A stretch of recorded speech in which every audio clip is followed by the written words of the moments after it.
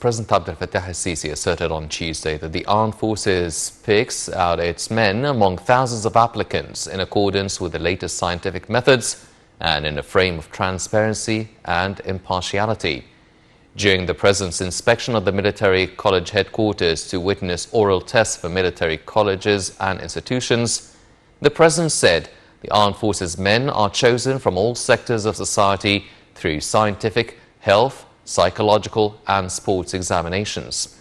He reiterated that the students of the military colleges and institutions with their colleagues of civil universities are Egypt's hope for a better future to confront the dangers and challenges.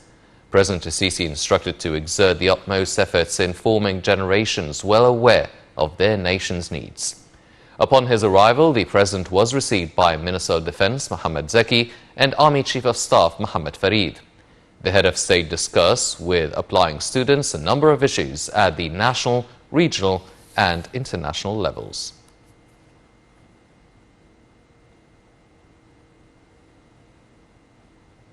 Foreign Minister Sameh Shukri received on Tuesday Arab Parliament Speaker Adel Assoumi and a high-level delegation of MPs.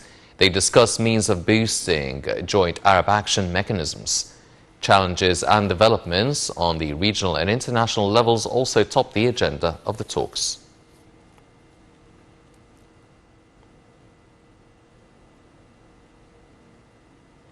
Prime Minister Mustafa Madbouli on Tuesday presented a detailed report to the Parliament, wrapping up his government's achievements in the years 2018 to 2020. In the report entitled "Egypt is Moving Ahead," the Prime Minister thanked the people for shouldering the burdens associated with carrying out the economic reform program. Madbouli explained that the government had put an action plan based on the presidential assignment of June 2018. He said the coronavirus pandemic posed a threat for many successful steps already taken, but the political leadership's determination was a key driver for the completion of the government's program. The report praised the high readiness of the armed forces in maintaining Egypt's national security, as well as the efforts by the Interior Ministry. It detailed Egypt's foreign policy achievements, including the successful chairmanship of the African Union and the Group of 77 plus China. Domestic achievements featured high in the report, including efforts to enhance water security, secure additional energy resources, supply households with natural gas, convert cars to using gas, as well as successes in the fields of education and health. Prime Minister Mustafa Madbouli presided over the Nile Water Higher Committee meeting on Tuesday, where they discussed the latest development concerning the Renaissance Dam file. The meeting came ahead of preparations for the six-way meeting between irrigation and foreign ministers of Egypt, Sudan and Ethiopia, hosted by South Africa on Thursday.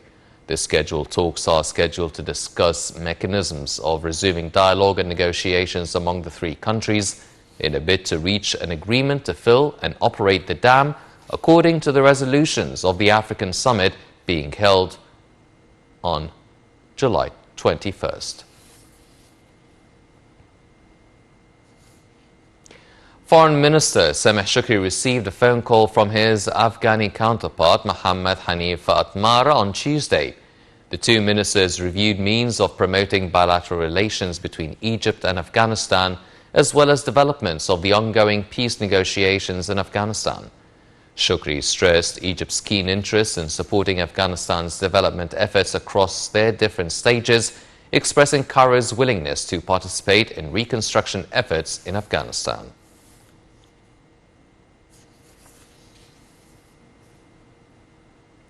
A number of naval vessels of the Egyptian Armed Forces left the Alexandria Naval Base heading for the Black Sea, where a joint Egyptian-Russian naval drills dubbed Friendship Bridge 3 would take place. The drills are the first naval maneuvers to take place in the Black Sea between both countries. The Ministry of Defense said the maneuvers aim to enhance military cooperation and exchanging expertise.